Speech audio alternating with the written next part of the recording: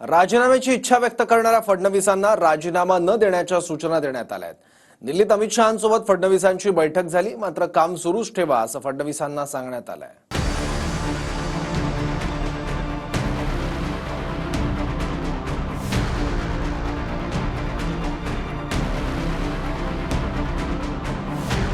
राजीनामा देण्याची इच्छा व्यक्त करून दिल्लीत मोहोर उमटवण्यासाठी गेलेल्या फडणवीसांना तुर्तास राजीनामा न देण्याचे आदेश दिले आहेत।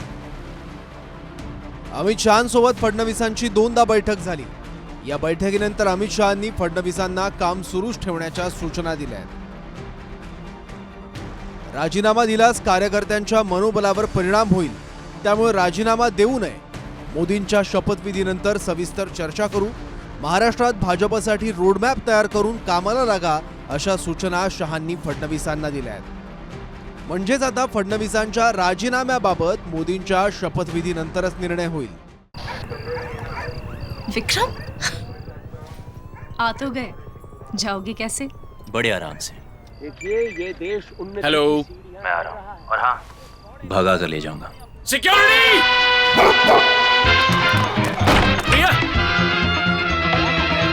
भाग गई, पकड़ो उनको। हेलो, बोला था ना, भगा कर ले जाऊंगा। विक्रम! एक हिंट तो देते। हिंट? बड़े आराम से।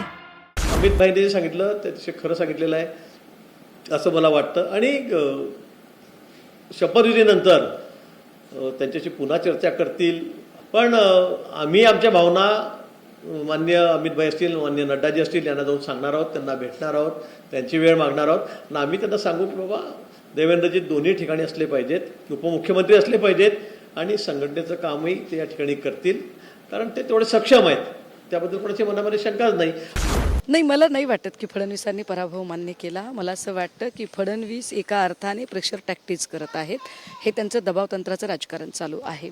ही बातमी बाहेर काढून की बाबा मीच राजीनामा द्यायला तयार आहे असं म्हणत आपल्या समर्थकांपर्यंत एक संदेश पोहोचवणे आणि समर्थकांकडून एक दबाव केंद्रीय नेतृत्वावर तयार करण्याचा प्रयत्न करणे, जेणेकरून केंद्राला हे चित्र दिसावं की महाराष्ट्राचा भाजपचा चेहरा हा देवेंद्रजीच आहे असं दाखवण्याचा तो प्रयत्न आहे। याच्या पलीकडे काही नाही, परंतु देवेंद्रजींची गच्छंती अटळ आहे हे देवेंद्रजींच्याही लक्षात आलेले आहे।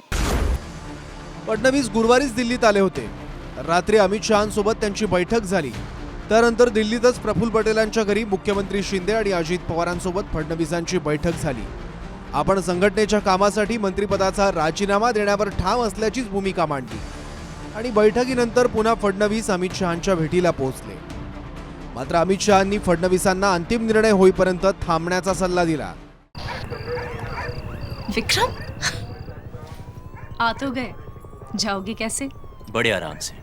देखिए ये देश हेलो, मैं आ रहा हूँ। और हाँ, भगा कर ले जाऊंगा। सिक्योरिटी!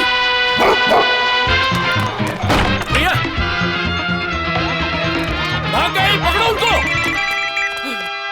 हेलो, बोला था ना, भगा कर ले जाऊंगा। विक्रम! एक हिंट तो देते। हिंट? बड़े आराम से। एनडीएच्या नेता निवडीच्या बद्दलचा विषय होता, नाराजीच्या संदर्भातला विषय नव्हता, कारण तो त्यांचा पार्टी अंतर्गतला प्रश्न आहे आणि त्याची चर्चा म्हणजे आमच्या देखत तरी काही चर्चा झाली, एनडीएमध्ये ती चर्चा होण्याचं काहीच कारण नाही।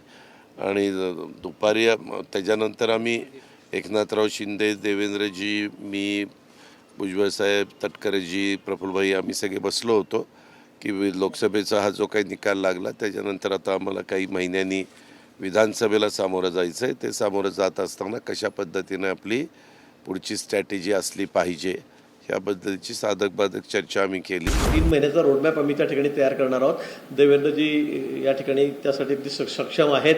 मग ते कुठे पूर्ण कसं फिरणार महाराष्ट्रामध्ये, कसा त्यांचा प्रवास सुरू होणार, कशी त्यांची काय जनयात्रा असेल, काय असेल, पण येणारे 3 महिने हे आम्ही खूप त्या ठिकाणी काम करणार आहोत, कष्ट करणार आहोत। हे आमचं टीमवर्क आहे आणि अपयश आलं तरी पण ते सर्वांचंच अपयश आहे, काही एकटं देवेंद्रजींचं आहे का? कारण हे शेवटी टीमवर्क आहे आमचं। आणि म्हणून मला आम्ही कोर टीमचे जे सदस्य आहोत, आम्ही एवढे मंत्री आहोत, आमची ही जबाबदारी आहे सगळ्यांची। म्हणून मला वाटतं की त्यांनी या गोष्टीसाठी राजीनामा देण्याची अजिबात गरज नाही। लोकसभेत महाराष्ट्र भाजप 23 वरून 9 खासदारांवर आली। आणि काँग्रेस 13 खासदारांसह मोठा पक्ष झाला. भाजपला हा मोठा धक्का आहे. त्यामुळे विधानसभेच्या तयारीसाठी मंत्रिमंडळातून बाहेर पडण्याची इच्छा फडणवीसांनी व्यक्त केली.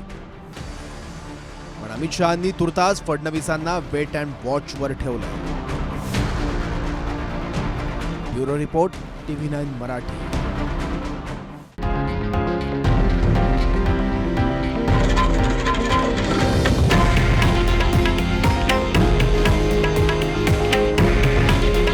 हे आहे देशातील नंबर 1 न्यूज नेटवर्क आणि आपण पाहत आहात TV9 मराठी.